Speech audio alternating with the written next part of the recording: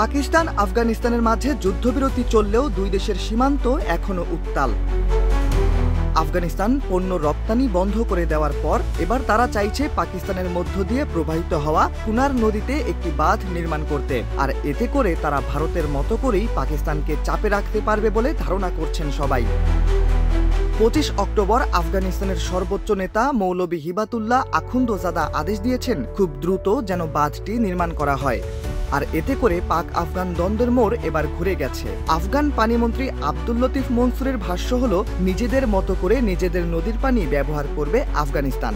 তবে যুদ্ধবিরতি চলাকালীন এই সময়টাতে পুরো বিষয়টিকেই যেন ভূরাজনীতি বলে মনে করা হচ্ছে।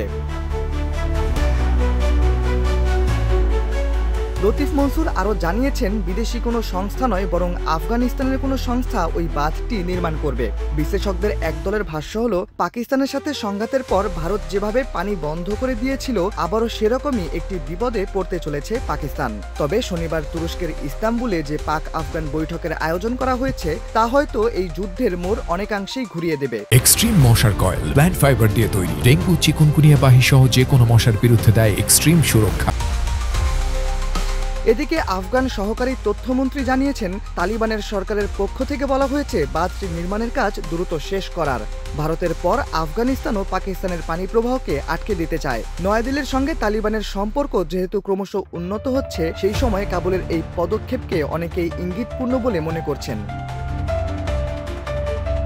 ধারণা করা হচ্ছে, কুনার নদীতে যদি আফগানিস্তান বাঁধটি নির্মাণ করে তবে পানি শূন্যতায় পড়বে পাকিস্তানের খাইবার পাখতুনখোয়া প্রদেশ। 480 কিলোমিটার দৈর্ঘ্যের নদীটির উৎপত্তি আফগানিস্তানের হিন্দুকুশ পর্বতে। পাকিস্তানের জালালাবাদের কাবুল নদীর সঙ্গে মিশেছে এটি। বিশেষজ্ঞদের একাংশের মত হলো, পুরো কাবুল নদীতে পানির যোগান দেয় কুনার নদী। এমনকি এর পানি শুধু পাখতুনখোয়া নয়, পাঞ্জাবের কৃষি এবং অন্যান্য কাজেও ব্যাপক হারে ব্যবহৃত হয়। কাশ্মীর যুদ্ধের পরপর পাকিস্তানের জন্য কাল হয়ে দাঁড়িয়েছিল নদীর পানি। দেখা গেছে যে নদীর প্রবাহ পাকিস্তানের মধ্য দিয়ে তার উৎস রয়েছিল ভারতে। এমন অবস্থায় যখন ভারত বেশ কয়েকটি নদীর মুখে বাঁধ দিয়ে দেয়, তখন পানি শূন্যতায় পড়ে পাকিস্তান, যেই দ্বন্দ্ব গড়িয়েছিল আন্তর্জাতিক আদালত পর্যন্ত। তবে আদতেও কোনো সমাধান হয়নি।